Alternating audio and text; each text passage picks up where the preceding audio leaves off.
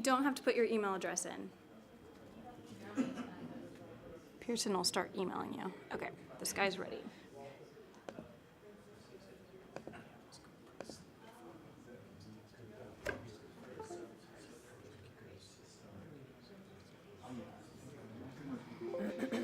You're still projecting. No. No? She got into Learning Catalytics. Oh, I see. I was like, there's no way. So I know we have more than 15 people in here, and we only have 15 responses. Are you having any trouble getting logged in? What? To Learning Catalytics, we took our slide down. You're in? Okay. Did you get logged in? Oh, that was me. I didn't do anything. That was me. I didn't do it. Okay, sorry. I gotta give another thing to you, right?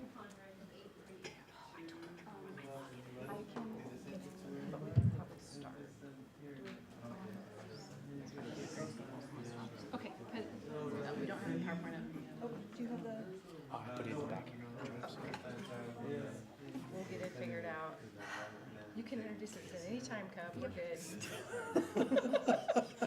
We are not a mess. We're good. And we're going to leave this over here.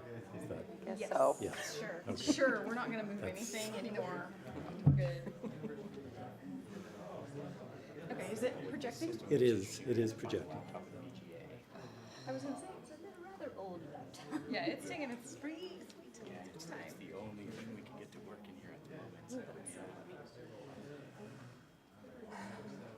Go. There we go. Yay. Okay, I'm just going to play it. Okay. Okay. All right. Okay. Maybe. There we go.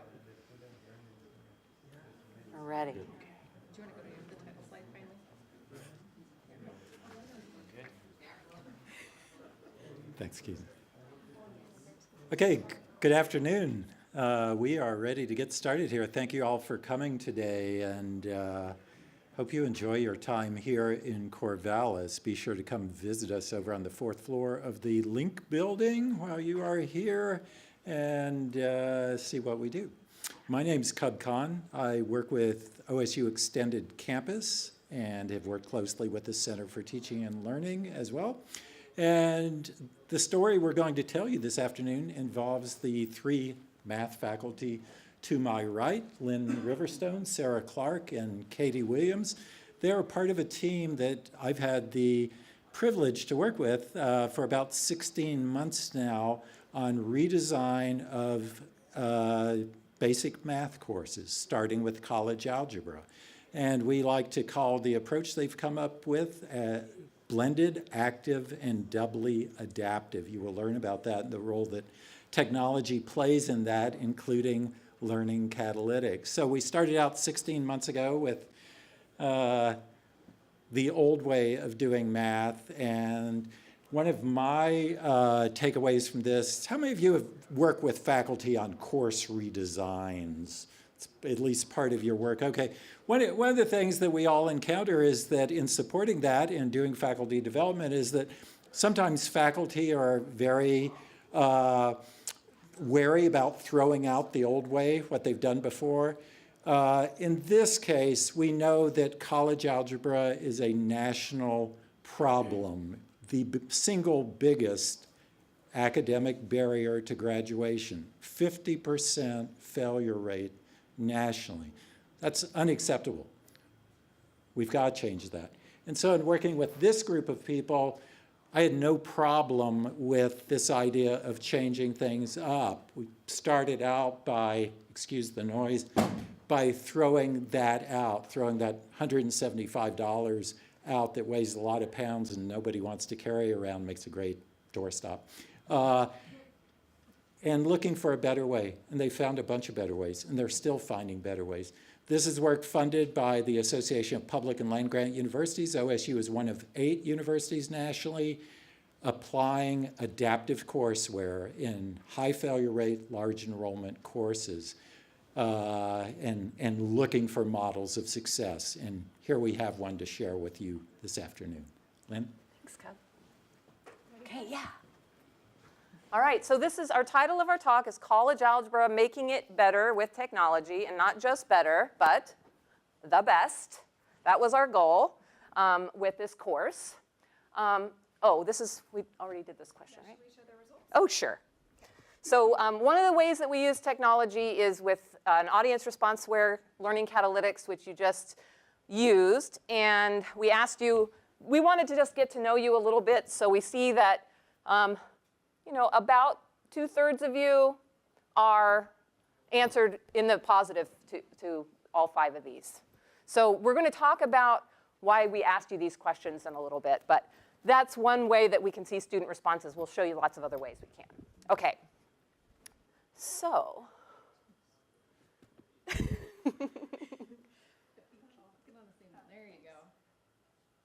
go. OK. So there's our team. There were 7 of us, math faculty, 6 of us in the math department, and the woman in the orange shirt is Liz Jones. She was in the Educational Opportunities program. And so as Cub already mentioned, we were one of 8 universities, OSU is, and our department was the first department on campus to start redesigning our course using adaptive courseware. We started with college algebra, and we've got 2 other courses with a prerequisite and then the next course after that we're working on now. We had tons of support. It was these faculty members. Cub was a huge part of our team. We had academic technologies. We had media services. We had Center for Teaching and Learning. We had eCampus. We had instructional designers. We had tons and tons of people working with us. And that's how this project was such a success. We could not have done it without all the things that Cub helped us learn about this kind of process.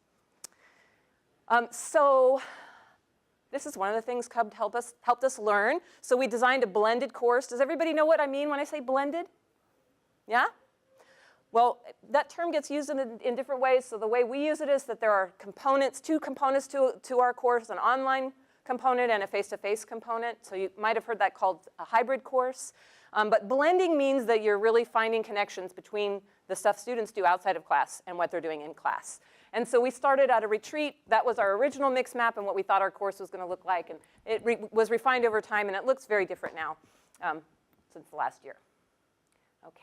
So we want to talk to you today about the technology we used in our course. There were a lot of changes to the technology and how they benefited our students and helped to improve our course in many ways, including the pass rates, which have improved.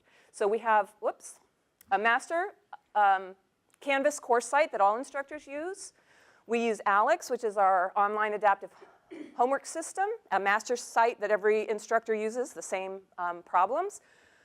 We have a master Learning Catalytics course site, so that's what you responded in when you came to class, and we create the same questions that all instructors use in class.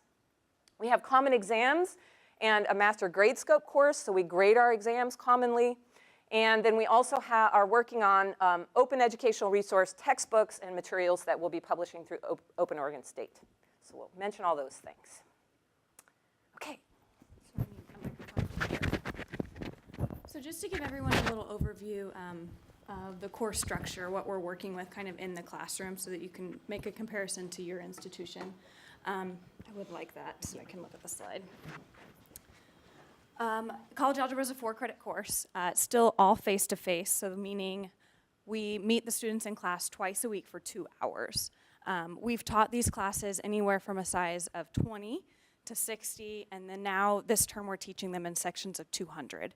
And so I think it's tomorrow that they're getting a tour of the Link building. Is that correct? Okay, so these are 2 of the classrooms that we teach in that building on campus. So it's a classroom building, meaning they have a bunch of really awesome classrooms designed for active learning. And so the top one is one of the classrooms that we teach in for sections of 60. So they have round tables that seat about 8 students each. And they're just designed for group work. And then this bottom picture is actually a picture from this term of Lynn and I teaching in a round room of 200 students. So we can really do what we're doing in any size classroom. We use active learning in the classroom. Students are involved in group work. All of our courses are highly coordinated. So we have a course coordinator, and they're all doing exactly the same thing every day. So the classes look identical. We use GTAs, which are our graduate teaching assistants, to help us in the classroom. as well as learning assistants. So they're undergraduates who are volunteering or getting minimum wage pay to help us out in the classroom to facilitate group discussions. And then, as Lynn mentioned, we are using a blended design in our classroom so that the students are realizing what they're doing out of class and in class, and they kind of make sense together, and they're not two separate courses.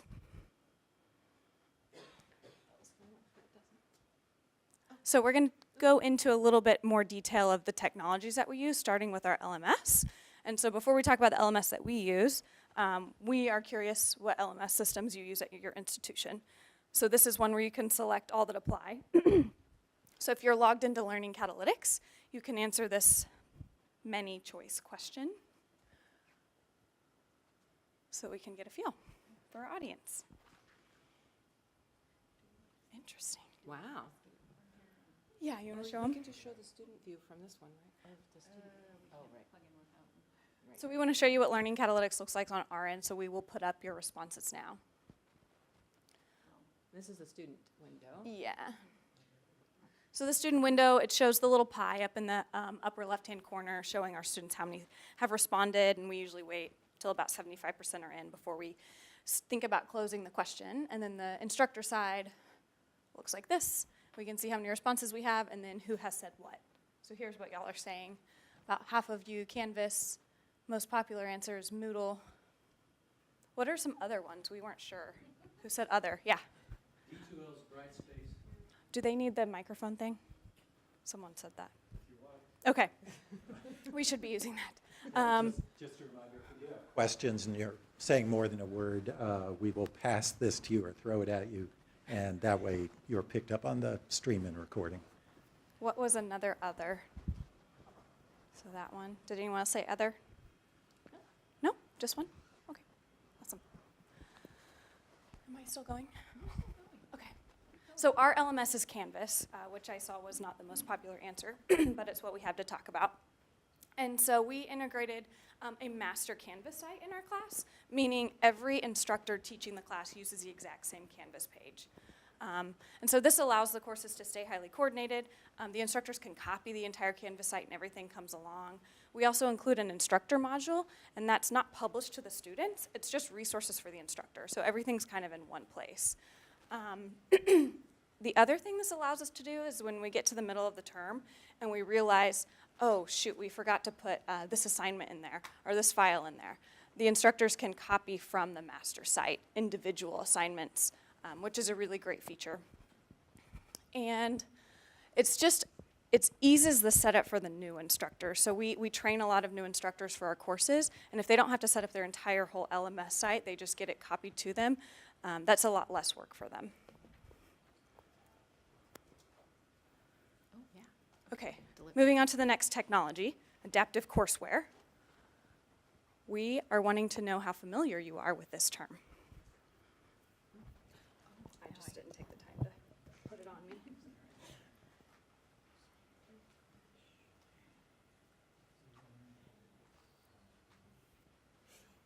So I think this one is just multiple choice. You can only choose one answer on this one. And then we're going to show you a really cool feature of Learning Catalytics after you answer.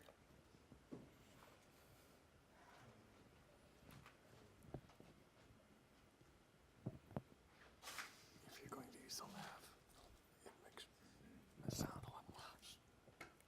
Yeah, if you clip it to yourself. Okay.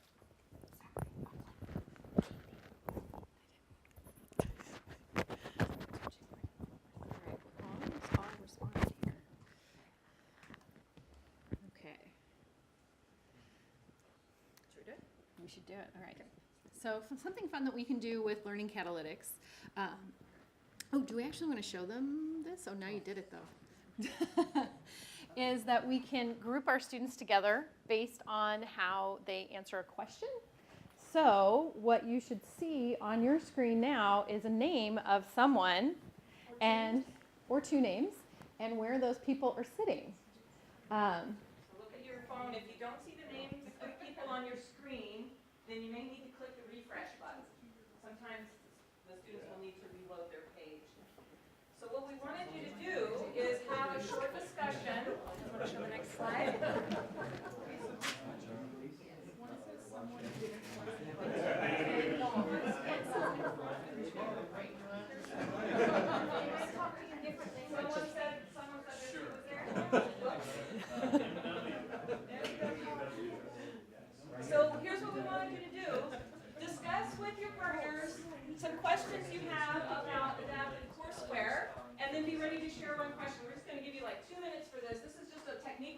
class when we want to find out what students already know about a topic that we're about to introduce. Yes, you throw it. Without the microphone. Don't talk about the microphone. No, you stand over there. You want to throw that. You do want to do that. I don't know if I kind of.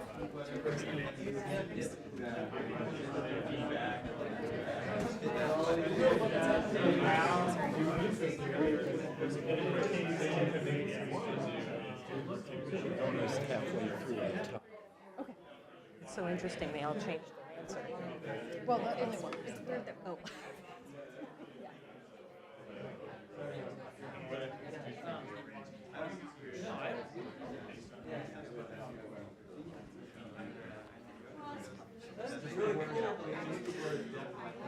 Okay, I just want to hear a few questions. Does someone want to share a question that you have? How about you? What's one of your questions? We didn't. You didn't get any questions? Anybody back here have some questions? We didn't know what adaptive courseware was. Oh, so what even is adaptive courseware? That's a great question. Any others? Was that your main question? What the heck is adaptive courseware? Okay, well, that's where we're going to start then. I want to know how people are creating their own adaptive courseware, because you can buy adaptive courseware in a lot of places, but I know that faculty want to create their own. And we just left the keynote where we're talking about open educational resources, so how do we create OERs that are adaptive? I don't think we'll be able to answer that question. These people might know, but we don't know. We just use a product that we purchased. Okay, good. Oh, where? So what do you do when a student forgets or doesn't have a piece of a device to use for this? So we don't use the adaptive courseware in class. Are you talking about the Learning Catalytics? You know, we have not run into that. Students have phones. It's much more of a problem for them to forget to bring their device to class, like a clicker or some other thing. They always have their phones. If they don't have a device at all to use, then we allow them to write up their answers on paper and turn those in. And I've had one student do that in 500. So. I do have, at my school, Kahn College, I do know that like a couple of instructors that actually, for those situations, they actually have like a box full of smartphones that are all connected wirelessly, and in case people don't have something to. Yeah, that's a great idea. We did look into that, but. Like just to use for the class. Oh, you know what I did forget is our department owns some iPads that are on reserve in the library, and students can check those out for the term. But we also haven't had anyone use those. One person. One person has, okay. All right, so we did buy something off the rack. We use ALEKS as our adaptive courseware. So since you guys are curious what adaptive courseware is, so our students start in ALEKS by taking an initial knowledge check. So we as instructors, we chose our college algebra product, and then we went in and we picked all of the topics, all of the questions we wanted to ask our college algebra students and have in our college algebra class. And our students take this, they start with an assessment, and ALEKS figures out what do they already know, what do they need to work on, how much do they need to work on the stuff they need to work on, are they just getting it wrong a little bit, or are they getting it wrong a lot? And so it creates a personalized course for each student, and there are also prerequisite topics in there. And those show up only if the students need them. That's part of what ALEKS figures out with that initial knowledge check, is what prerequisites do they already have, which ones do they need to learn. Why we really like ALEKS is it's really flexible in the order of the content. It's not tied to a textbook. You can use it with a textbook, but you don't have to. We don't have our textbook integrated because we're still working on our textbook. We don't have a textbook integrated in ALEKS, and because of that, and it's so much easier to move things around, and that was one of the things that we changed in College Algebra. We changed the order of our content. It also allowed us to have that master template where we basically set up the course, set up where the topics are going to be, when the students are going to learn them, and everybody that teaches college algebra copies that course. And Not even able to make changes to it. Yeah. Set it up, so the no other one can change instructors it. cannot change the course. And what's nice for the students is they all start out in different places. So right now, if you looked at Katie and Lynn's college algebra class, the students are kind of all over the place. There's students that have 70% of the class already learned. There's people that have 20% of the class already learned. But in the end, they're all going to end up at about, anywhere between 85% of the class learned to 100% of the class learned. And then it's a quick. Sorry, do they take an initial assessment or something? And Yes. That's what kind of determines. Yeah, they take an initial assessment, and it's mastery based, so they take assessments as they go through the term. So it double checks, do you really know this, or did you just, click explain and then answer, explain and then because you get students that do that. I might have questions.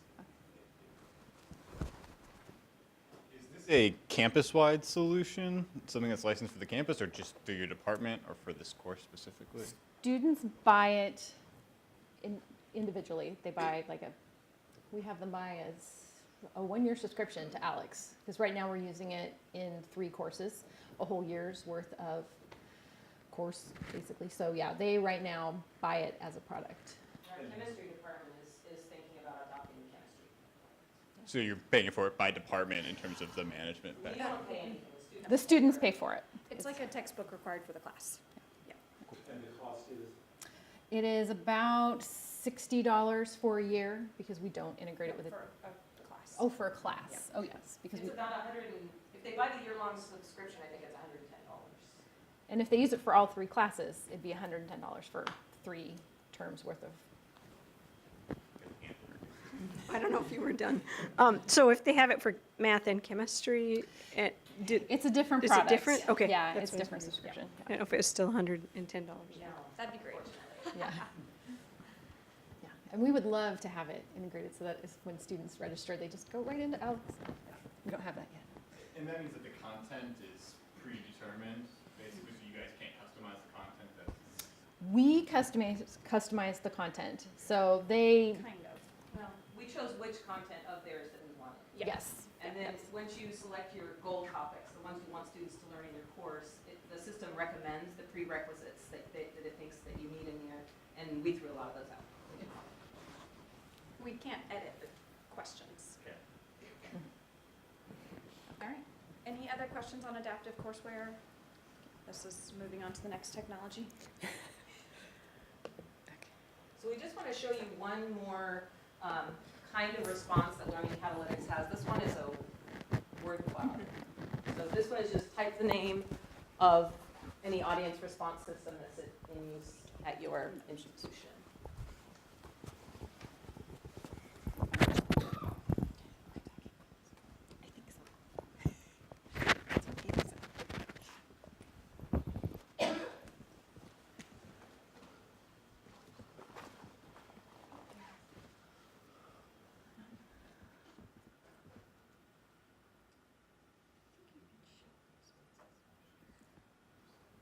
I think you have to wait till the end, right? I think you could do it while they were doing it.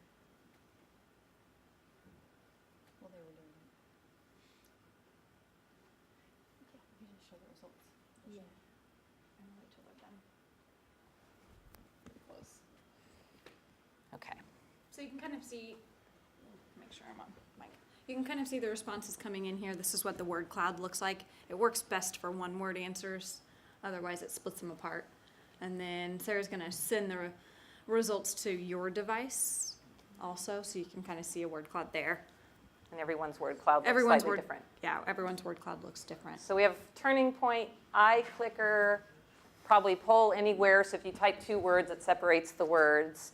iClicker. Turning point, poll everywhere, I'm guessing. iClicker Reef.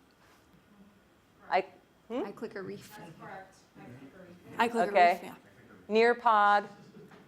And I thought I saw the word none up there, but Yeah. it's gone. Yeah, What no, happened? I see none. Oh, it's light green, I just couldn't read it. Okay. Nobody's using Learning Catalytics. Not until No. today. Okay. Well, we're going to talk about why we like Learning Catalytics. Our institution actually has turning point clickers, and I used those for years before. We learned last year from one of our physics instructors who's using Learning Catalytics. And we just like it so much better. So as you've seen in this demo, the students just log into the session each day when they arrive at class. And with any Wi-Fi enabled device, a lot of students just use their phone. Many students bring laptops to class. Some of them have tablets. It costs $12 for a 6-month subscription.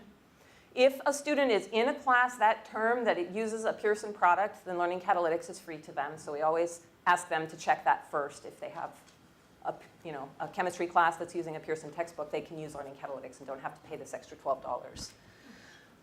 So Cub mentioned at the beginning, go ahead. Does that come with ALEKS as well then? No. Pearson, ALEKS is published by McGraw-Hill. Oh. Yeah. So Cub mentioned at the beginning that our approach, we have this blended design. It's active learning in the classroom using this audience responseware, and it's doubly adaptive. So there's the adaptive courseware that students work in outside of class. And then in class, the other adaptive piece is how we adapt our instruction in real time to what the students say. So I think a lot of times you might think that faculty members would want to use an audience response system to take attendance, give points to students for being there. But for us, our approach is really what information can we get from students that's going to help us focus on what we need to right now. Whoops. We didn't want. Okay.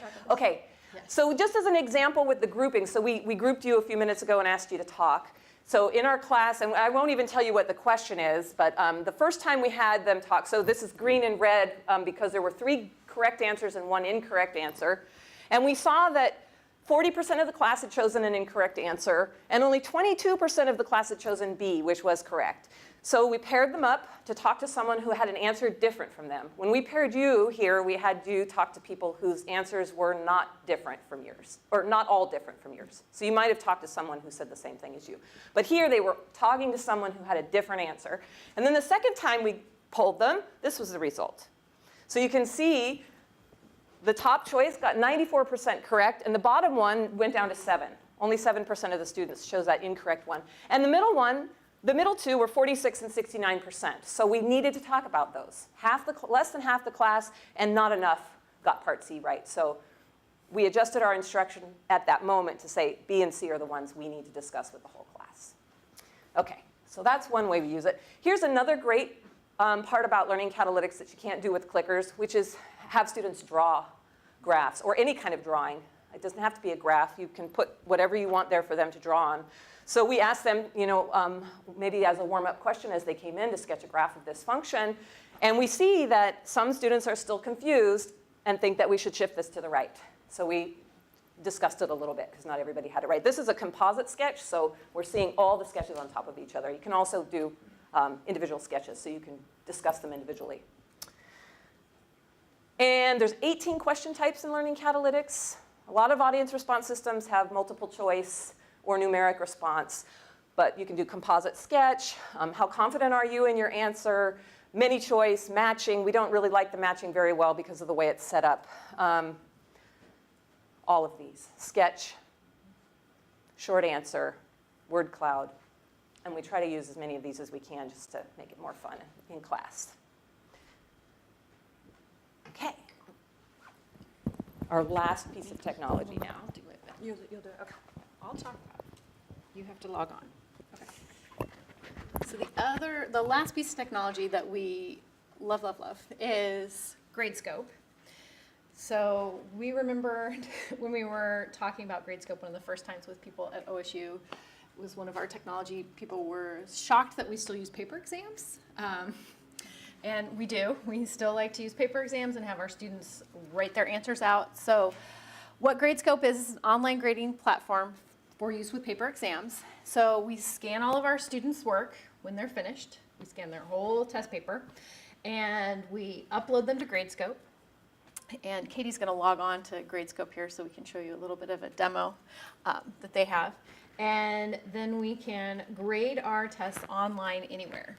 And what's fantastic about this is how we used to have to grade our paper tests is we would sit around in a big conference room at a big old table, and we'd have all of us and all of our TAs, and we'd sit there, and while it was very fun to sit there and eat pizza and grade for hours, it wasn't very efficient. We were always flipping pages.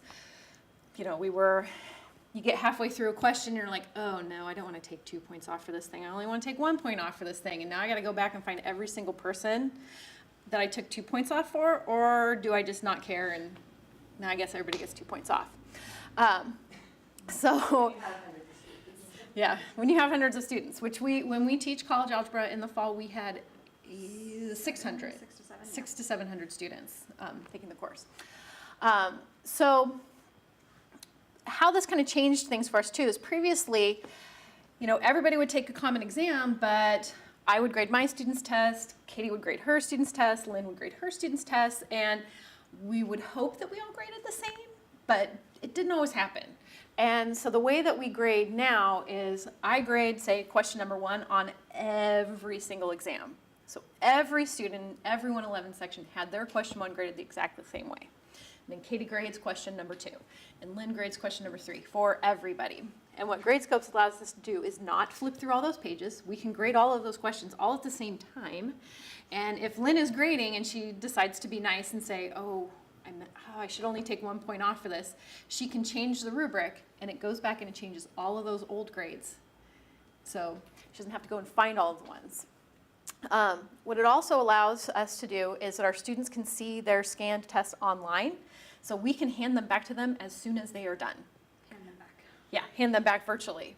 So when we're done, if it is on a Sunday night or a Friday afternoon, we can send them an email and say, you can look at your test now. And they can see their test immediately as soon as it's done. So we get very timely feedback. Our students can email us regrade requests. But what it also allows us to do is we can track every single one of our learning objectives on every question. So we've always had multiple choice questions, and we've often used Scantron so we can get data on how they do on the Scantron parts of the test and how they, you know, do on different answers. But we would never get, you know, a good feel on how they would do on the open-ended questions. Gradescopes allows us to see how they did on those and get statistics on how many students got those right, how many students got those wrong. And I think we have a little demo that I'm going to talk through as Katie clicks. All right. So let's see, click on the demo quiz. So you should go to the, yeah. And you should go to the manage scans first. Whoa, now you really zoomed in. So you create an outline for your test. You tell it things like, here's where students write their name, and here's where the first question is, and here's where the second question is. And then you scan all the tests, and you upload them. And we can scan, we have a really nice brand new scanner in our department, and we can scan anywhere from 60 to 100 tests at a time, depending on how many pages they are. And you just go through and see all the thumbnails and make sure everything's looking okay. And then you go to manage submissions, and one of the coolest features that they just added is they have handwriting recognition. So you upload your roster, and then Gradescope can look at your roster and say, okay, I think this is Hilda, and I think this is Jean, and I think this is Caleb. These So are not just students. Not student information. yeah, these are not students, these are fake people. This is all fake. And so it automatically assigns all of those. So everybody's test is assigned to who they belong to. Very rarely it doesn't assign things. And now we've got all of our questions. And okay, so yeah, click on the algebra one. So one of the best features about this is that you can have it group the questions. So it has this handwriting reading technology. And Katie's going to pick math fill in the blank. And so it's going to look at all the tests. And we're, oh, okay, perfect. Go. Is it doing it? Oh. Uh-oh. Let's see. Demo issues. Oh, it didn't group them. I don't know if I clicked the right thing. Let's do this one. Okay. Yeah, there we go. Oh, okay, there we go. So we also like this for our multiple choice questions too. So it puts a little box where around the answers there and multiple choice. Why is it not grouping? Because I already did it, I think. Oh, Katie. Yeah, I don't know how to undo that. It messed up our demo. Okay, let's do one I didn't do. Yeah, do one you didn't do. This Do one. the, yeah, there you go. Okay, here. There's the Oh, there's where it made groups. Okay, yay, woo. So it will recognize the handwriting and it'll group them together based on their answers. And you do review all the groups. So you know, it's a machine and you don't want to trust it. So we do still review all the groups. Because every once in a while it misreads the handwriting and you're like, ooh, that one doesn't belong in there. Or it says one's blank and it's just the handwriting might be a little too light. So you still can look through, but you can look through really quickly and go, yep, all of those people answered the same thing. You can review the next group. Yeah, we go, yep, all those people answered the same thing. All of them, yep, they all answered the same thing. Oh, question mark group, oh, so sad. And then there's often, you know, some that couldn't quite pick up what they wrote. And so then Katie can click on them and put it in what group it belongs in. So that one belongs in that group, that one belongs in that group, and there's one that's blank, so you can put that in the question mark group. And then you go to your rubric, and you can have it be correct, and then you can put options, you can put partial credit in here, you can have as many rubric options as you want. Since it's the integral question, you could say forgot the plus C, and you could take off 1 point for that. Although I think you use this as additive, so Katie's going to take off 2 points for that. Oh no, that's only going to take off 1 point. Yeah, so we could show the rubric. Yeah. You can make your points negative scoring or positive scoring. Sometimes depending on the question, we like it to be negative or positive. Any questions? You can ask for questions. Oh, I could ask for questions. We think this is probably the most exciting piece of technology that has, changed our work, changed our lives. We love grading now. It used to be like the worst part of my job, and now I love it because it's, I don't know, it's like a puzzle to figure out how to set up your exam to make it really fast and easy to grade. Plus, we can ask so many more interesting types of questions than we used to be able to with a Scantron test. And maybe two, sort of write out your work kinds of problems because they would take so long to grade because I'd have to take this stack of paper and hand it to this other person who would then take them for a few days and hand them off to this next person.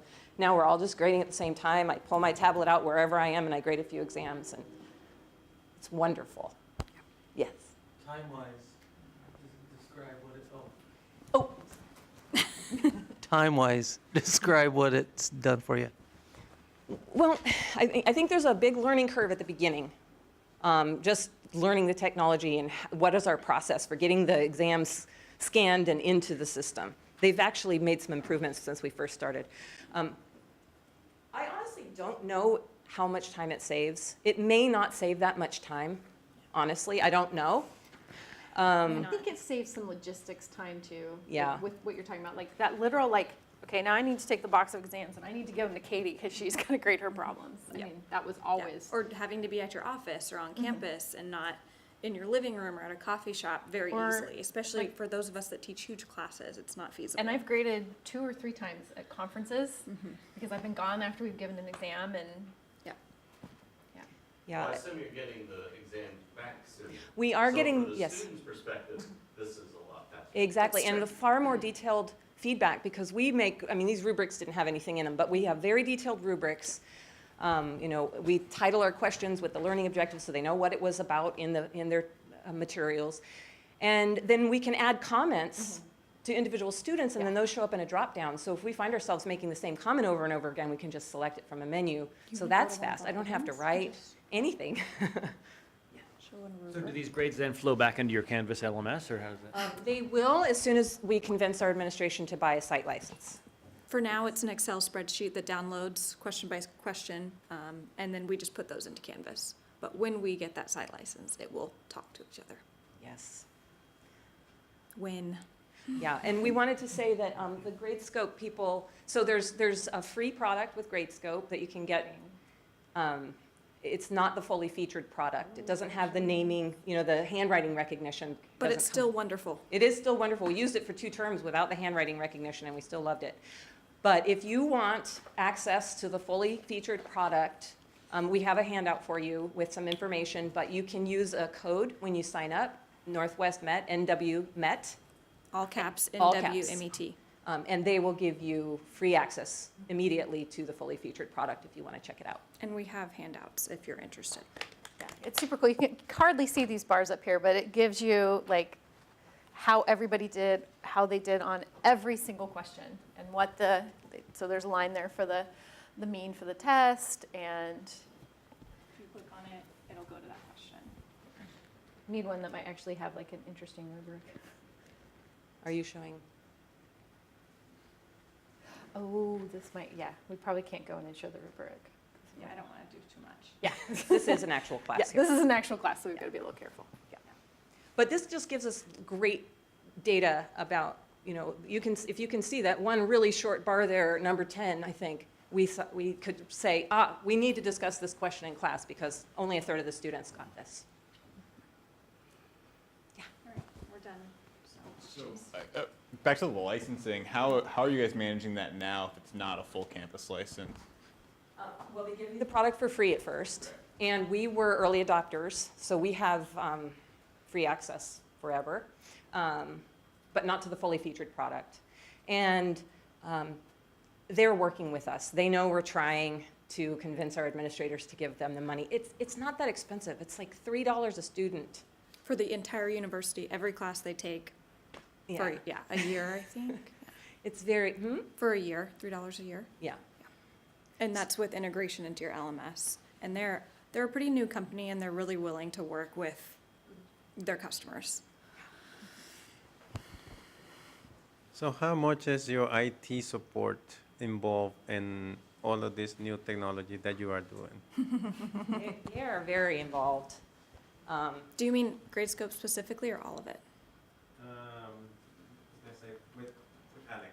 With ALEKS, they've helped us with the integration into Canvas. I think probably we get more IT support around ALEKS from the sales reps and the staff at the company than we do from our own IT people here. But they did help us with the Canvas side of it a lot.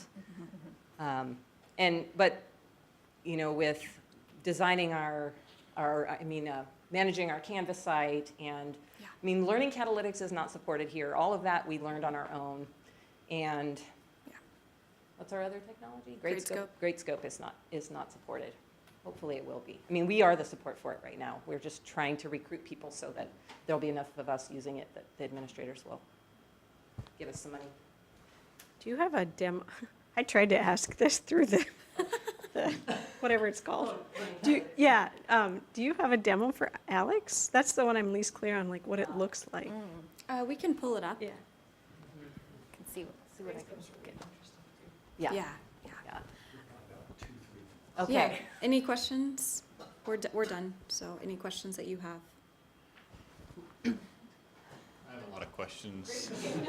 Do you guys have a piloting process for these technologies? So like with Learning Catalytics, did you just end up there? Did you have a formalized process of going through some of the other options, or how did we get there? Cub will speak to this.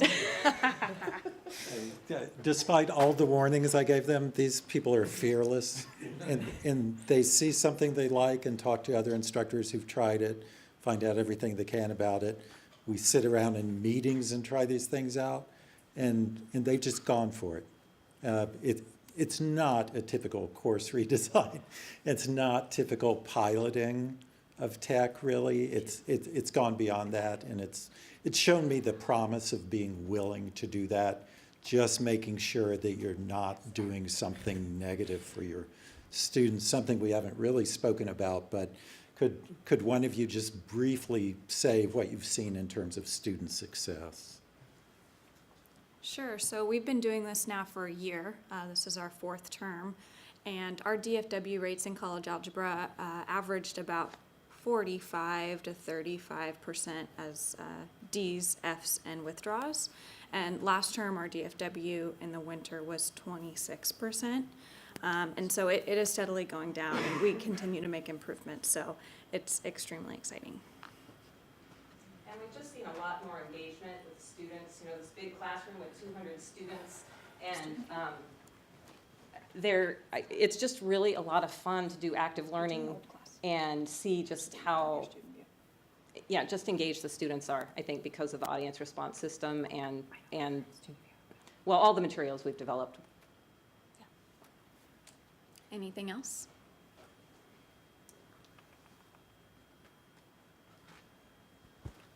What about FERPA concerns? I know that always comes up whenever we try to pilot something.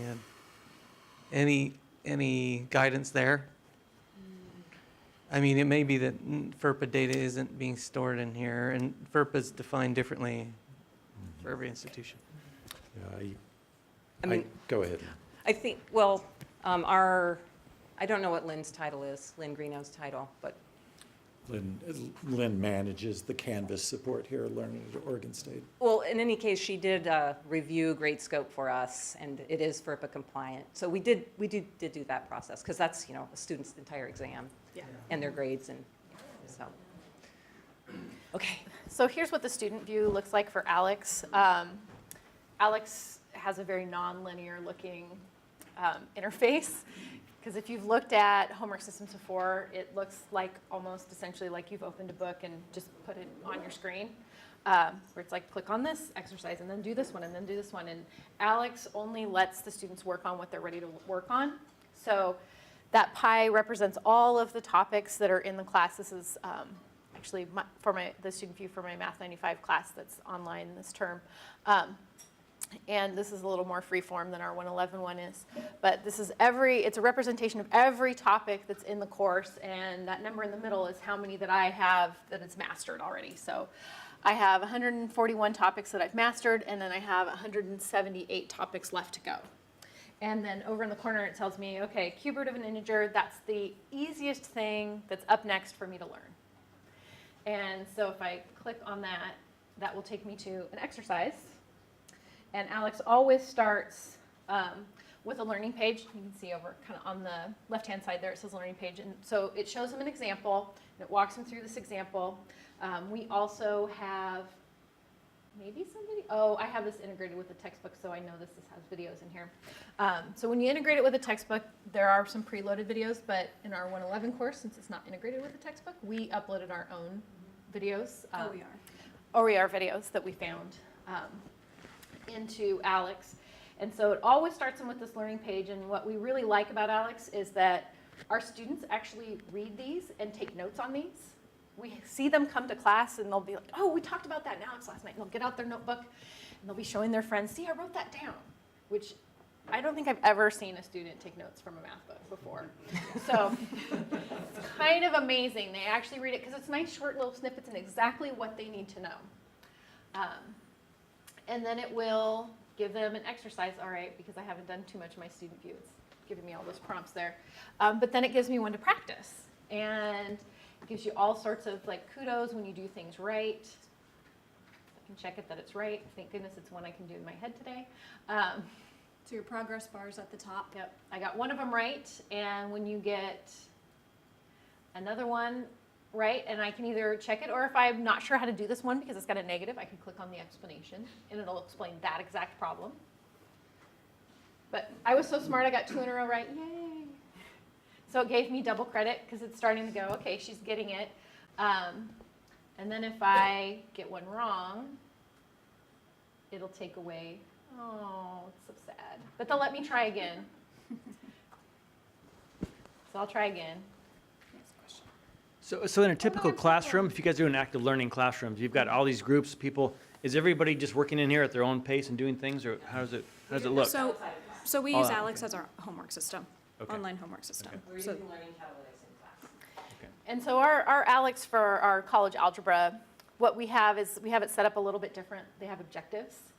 And so they kind of are at their own pace and they're working on what ALEKS says they're ready to work on, but it's a little more structured, that it's working on what they need to know for class the next day or what they need to practice that we've done in class. Little mini homework assignments. We are out of time. If you would like the Gradescope handout, please see us, and we'll be up here if you have other questions. Thanks a lot for coming. Enjoy the rest of the conference.